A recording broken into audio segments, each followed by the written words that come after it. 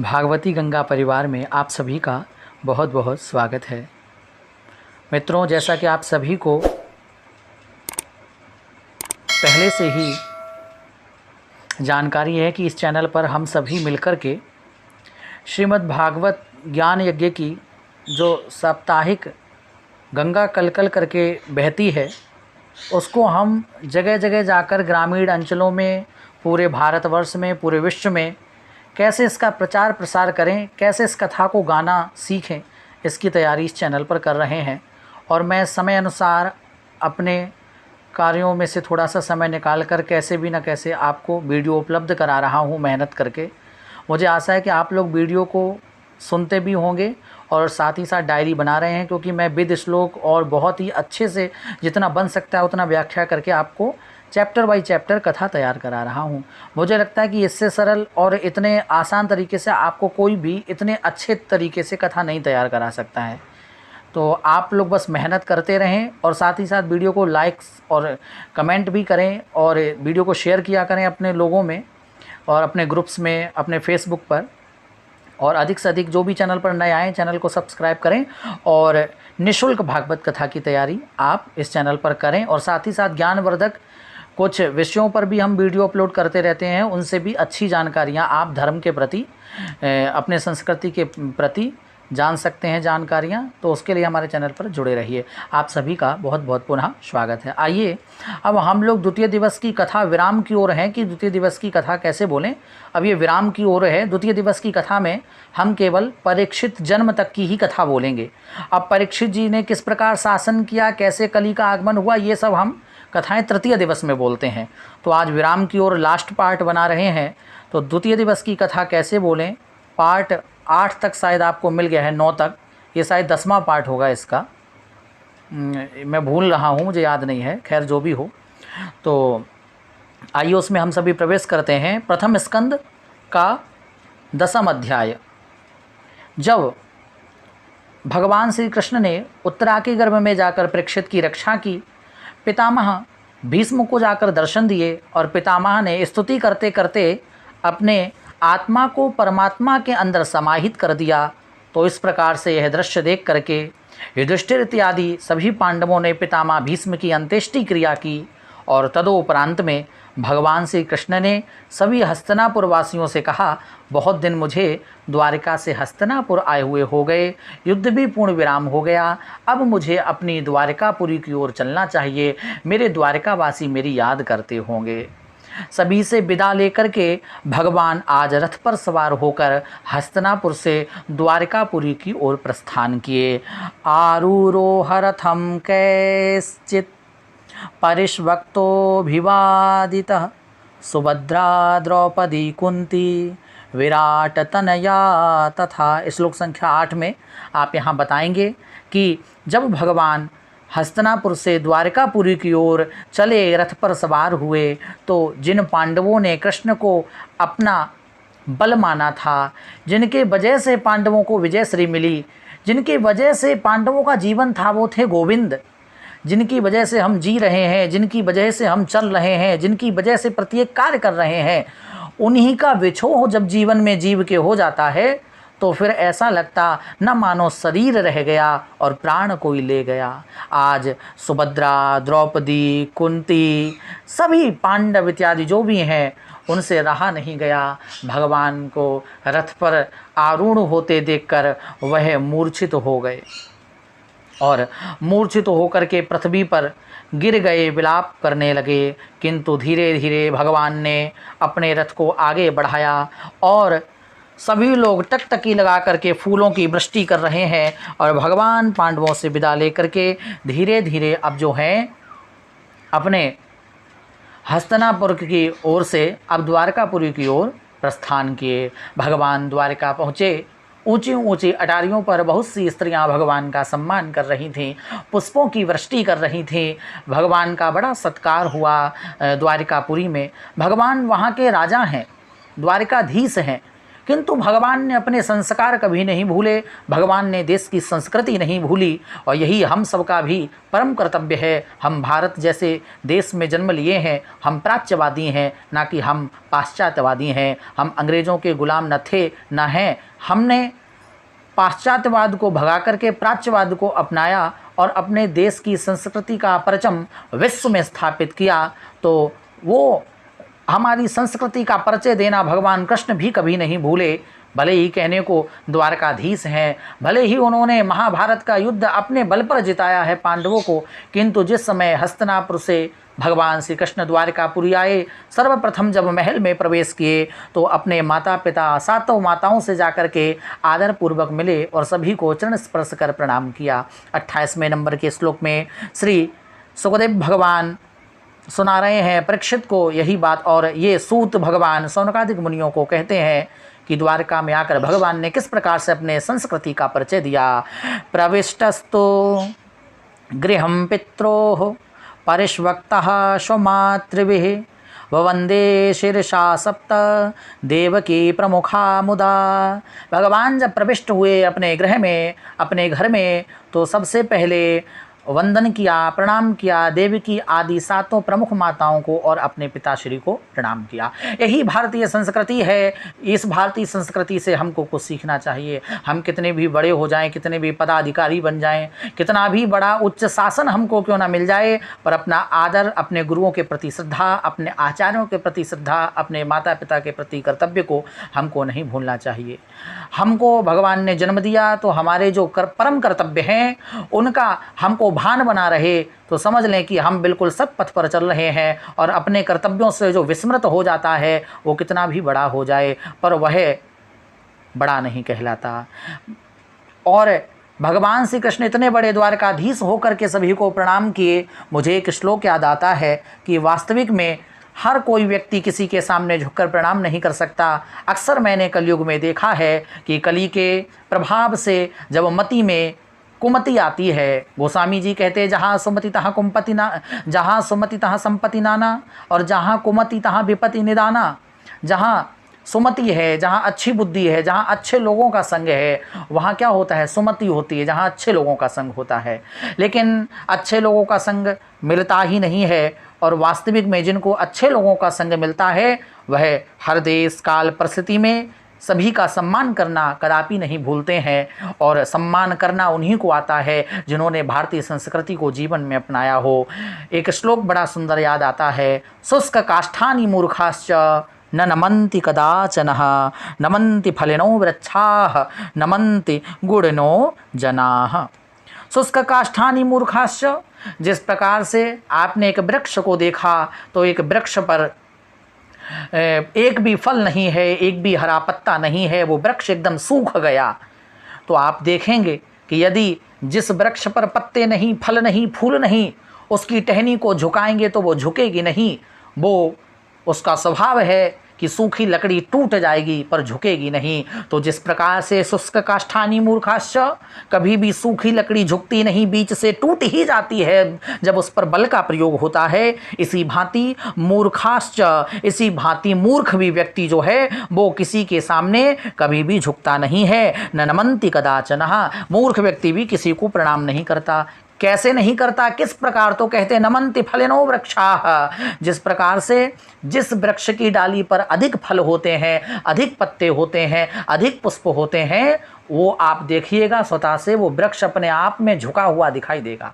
जिस टहनी पर अधिक वृक्ष होंगे वो टहनी झुक जाती है। इसी प्रकार से जिस जीवात्मा के अंदर, जिस व्यक्ति के अंदर गुणों की मात्रा अधिकाधिक्य होती है वह सभी के सामने विनम्र भाव से प्रायः झुक जाया करते हैं।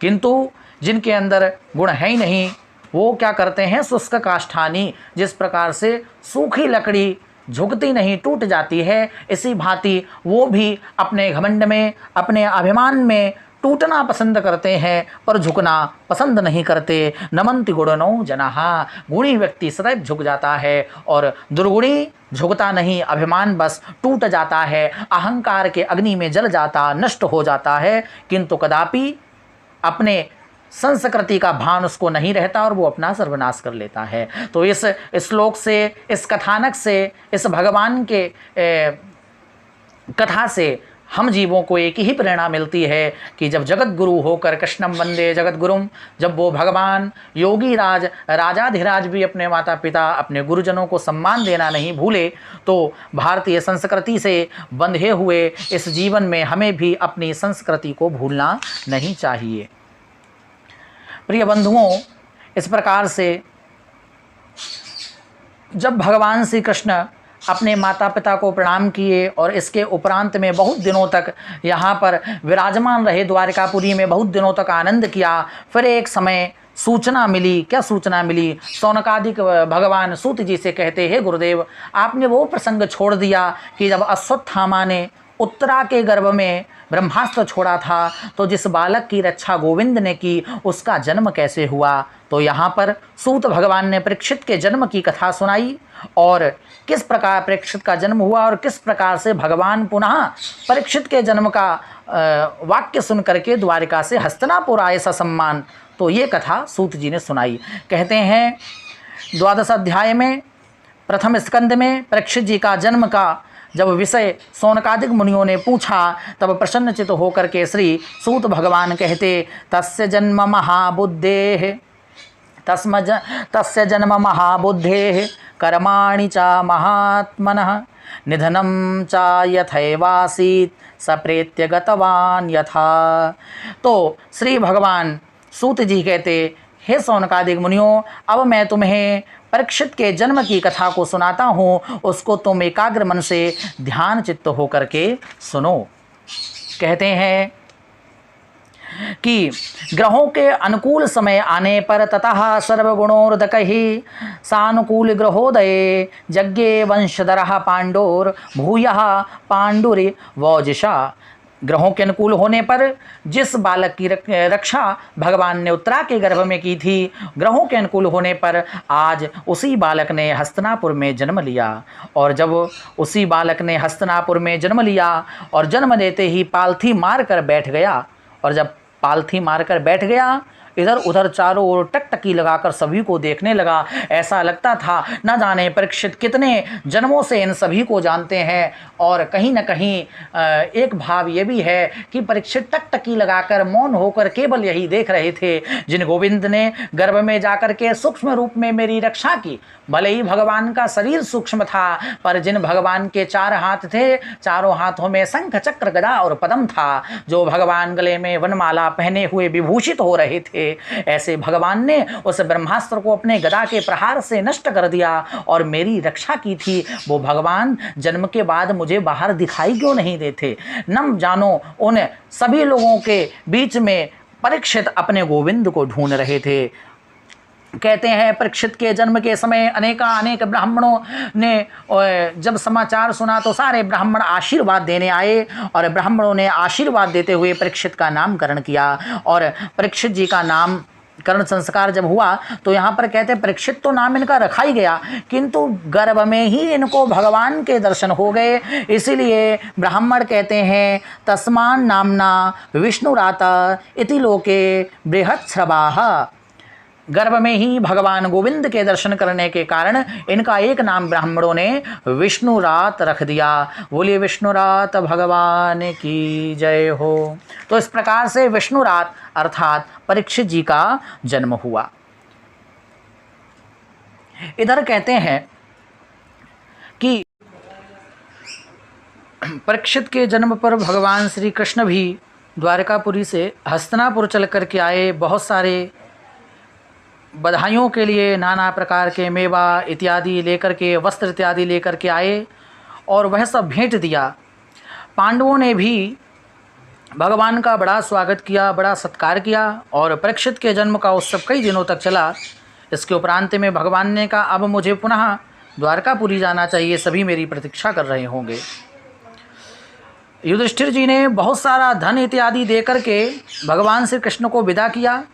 अभी भी युधिष्ठिर जी के अंदर वही एक भाई वाला भाव था, इसलिए अर्जुन को साथ में भेजा और बहुत सारे सैनिक भी भेज दिए कि तुम कृष्ण को छोड़कर आओ द्वारकापुरी।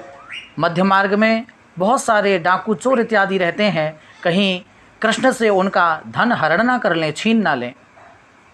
अर्जुन भगवान के साथ द्वारकापुरी पहुँचे और वहाँ पर भगवान अर्जुन के सन्मुख ही अपनी सारी लीलाओं को पूर्ण किए और पूर्ण करने के उपरांत में भगवान ने अपनी ही माया से अपने पूरे वंश को नष्ट कर दिया।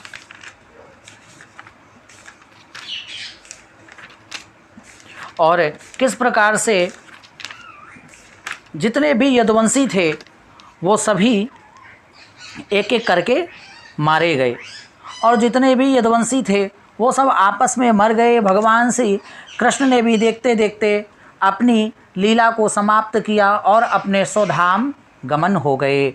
अर्जुन ने जब अपने गोविंद को स्वधाम गमन करते देखा, अर्जुन का जो चेहरे का तेज था वो चला गया और अर्जुन विषाद युक्त होकर के पुनः हस्तिनापुर लौट करके आए। बहुत दिनों से युधिष्ठिर जी प्रतीक्षा कर रहे हैं, अर्जुन आए नहीं, कृष्ण का कोई समाचार नहीं मिला। अरे द्वारिका में सब कुशल तो है। जिस दिन अर्जुन द्वारिका से हस्तिनापुर आ रहे थे उसी एक दिन पूर्व उससे नाना प्रकार के युधिष्ठिर जी ने अपशगुन देखे। भारतीय संस्कृति में आज भी बिल्ली रास्ता काट जाए तो उसको अपशगुन मानते हैं। इसी प्रकार से युधिष्ठिर जी ने भी एक नहीं अनेक अपशगुन देखे। उनको भय व्याप्त होने लगा कि कहीं ना कहीं कुछ बुरा होने वाला है। अगले दिन प्रातः ही अर्जुन केसों को बिखेरे हुए, चेहरे से तेज गायब है, युधिष्ठिर जी के चरणों में आकर गिर गए। अर्जुन की ऐसी स्थिति को देख करके महाराज युधिष्ठिर ने अर्जुन से पूछा, तुम्हारी ये दशा कैसे हुई? अरे हमारे मामा श्री वसुदेव जी, मामी श्री देवकी जी और भैया कृष्ण द्वारिका में सकुशल तो हैं। तब अर्जुन रो करके युधिष्ठिर जी से बोले, वंचितो हम महाराजा हरिणा बंधुरूपिणा येन मे परिहृतं तेजो देव विस्मापनम महत। श्री कृष्ण बोले, श्री अर्जुन उवाच, श्री अर्जुन बोले, हे भैया युधिष्ठिर, मेरे ममेरे भाई अथवा अत्यंत घनिष्ठ मित्र का रूप धारण करके श्री कृष्ण ने मुझे ठग लिया। मेरे जिस प्रबल पराक्रम से बड़े बड़े देवता भी आश्चर्य में डूब जाते थे, उसी श्री कृष्ण ने मुझे आज एकदम बलहीन कर दिया, मेरा मुझसे सब कुछ छीन लिया। युधिष्ठिर जी कुछ समझे नहीं। अर्जुन सही सही बताओ क्या हुआ? तब महाराज अर्जुन कहते, भैया भगवान श्री कृष्ण अपनी लीलाओं को पूर्ण करके इस धराधाम से सदा सदा के लिए चले गए। प्रथाप्यनुसृत्य धनंजयोदितं नाशं यदूनां भगवद्गतिं च ताम् एकान्तभक्त्या भगवत् यदोच्छजे निवेशितात्मो परराम संस्रते। भगवान यदवंशियों का संहार करके उनका जिस प्रकार से श्रृंगार हुआ वह सब देख करके सदा सदा के लिए मेरे गोविंद अपने परम धाम को चले गए। ऐसी सारी बात अर्जुन ने युधिष्ठिर जी, माता कुंती, पांचों पांडव, अपने भाई द्रौपदी इत्यादि सभी को सुनाई। इतना सुन करके ही माता कुंती से रहा नहीं गया, जिन्होंने अपने जीवन को अपना आत्मा माना है, अपने जीवन में श्री कृष्ण को अपना आत्मा माना है। जैसे ही उन्होंने सुना मेरे कृष्ण इस धराधाम को छोड़कर चले गए, माता कुंती ने तत्क्षण विचार किया, जब मेरे आत्मा रूपी गोविंद नहीं तो इस शरीर का क्या होगा। तत्क्षण अपने देह के मोह को त्याग कर माता कुंती ने कृष्ण के चरणों का आश्रय लेकर के अपने देह को त्याग दिया और सदा सदा के लिए गोविंद के धाम की वासिनी हो गई। पांचों पांडवों ने भी तत्क्षण महाराज स्वर्गारोहण की तैयारी की। द्रौपदी और पांचों पांडवों ने अपने सुंदर सुंदर वस्त्र आभूषणों को त्याग दिया और त्याग करके परीक्षित को बुलाया और श्री परीक्षित जी को बुला करके तुरंत उनका राज्याभिषेक किया और स्वर्गारोहण के लिए पांचों पांडव निकल दिए। स्वराटपौत्रम कहते हैं, उसी समय पांचों पांडवों ने परीक्षित को बुलाकर उनका राज्याभिषेक किया और परीक्षित को राजगद्दी दी और पांचों पांडवों ने द्रौपदी के सहित स्वर्गारोहण की तैयारी की। पांचों पांडव अपने राज्य को छोड़ करके स्वर्गारोहण के लिए चले। कहते हैं बीच में ही चारों पांडवों का शरीर एक एक करके छूट गया। माता द्रौपदी भी पहाड़ी से खिसक कर गिर गई, उनका भी प्राणांत हो गया, किंतु सशरीर केवल और केवल युधिष्ठिर जी महाराज ही भगवान के धाम को गए और उन्हें धर्मराज युधिष्ठिर के नाम से हम सभी जानते हैं। किंतु कहते हैं धर्मराज धर्म की नगरी में जाने से पूर्व, भगवान के धाम जाने से पूर्व जब गए तो सशरीर नहीं गए, उनका भी जो एक कनिष्ठिका का भाग है वो कट गया, यानी कि हाथ में जो छुंगनी है उनकी वो कट गई। तो सुखदेव जी जब परीक्षित को ऐसी कथा सुनाए और सूत भगवान शौनकादिक मुनियों को यही बात सुनाए तो शौनकादिक मुनि बोले युधिष्ठिर जब सशरीर गए तो उनकी एक उंगली क्यों कट गई। तब श्री सूत भगवान कहते हैं युधिष्ठिर जी वैसे तो न्यायवादी सत्यवादी राजा थे, पर जीवन में एक ही बार झूठ बोला। महाभारत के युद्ध में उन्होंने एक ही शब्द बोला था, अश्वत्थामा मारा गया, नरो या कुंजरो, या हाथी है या फिर गुरु पुत्र है, द्रोणाचार्य का पुत्र है, ये मुझे पता नहीं। इतने में शंख की ध्वनि का निनाद हो गया और द्रोणाचार्य जी ने अपने धनुष बाण छोड़ दी और उनका वध हो गया। इसी कारण तो युधिष्ठिर जी को झूठ बोलने का परिणाम मिला और उनकी एक उंगली कट गई और फिर वो भगवान के धाम गए। तो इस प्रकार से यहाँ पर महाभारत की कथा विराम हुई और अब तृतीय दिवस से हम परीक्षित जी ने कैसे राजपाट अपना चलाया, कैसे उनका विवाह हुआ, कैसे उनको श्राप मिला, कैसे सुखदेव जी का आगमन हुआ, ये सब हम तृतीय दिवस की कथा में बोलेंगे। द्वितीय दिवस की कथा में केवल हम पांडवों के स्वर्गारोहण तक की ही कथा सुनाते हैं। यहाँ हम एक अच्छा सा भजन गा सकते हैं कि युधिष्ठिर जी ने एक बार झूठ बोला तो उन्हें नरक में उनको भी क्या हुआ कि युधिष्ठिर जी ने झूठ बोला तो उनका एक उंगली कटा। और यदि आप जीवन में कितनी बार भी झूठ बोलेंगे तो उसका आपको भी फल मिलेगा। तो यहाँ एक असत्य और सत्य बोलने का क्या परिणाम होता है, इस पर आपको ये एक भजन अच्छा सा ढूंढ सकते हैं और उसको यहाँ फिट कर सकते हैं। हम अपने कथा में प्रायः गाते हैं कि इस पल में नहीं मिलता उस पल में मिलता है और अपनी अपनी करनी का फल सबको मिलता है। तो ये भजन भी आप कहीं से लिख करके नोट कर सकते हैं। तो मित्रों, आज द्वितीय दिवस की कथा यहाँ पर विराम लेती है। आशा है आप इसको अच्छे से नोट करेंगे, श्रवण करेंगे। आज कुछ स्पीड ज़्यादा रही, शीघ्रता से आपको मैंने इस टॉपिक को पढ़ा दिया, तो आप इसको नोट करिएगा अच्छे से और इसको अपना लर्न करिएगा। और फिर नेक्स्ट पार्ट में हम तृतीय दिवस की कथा प्रारंभ करेंगे। वीडियो को लाइक शेयर कमेंट अवश्य करें। तब तक के लिए सभी को जय श्री राधे, जय श्री श्याम।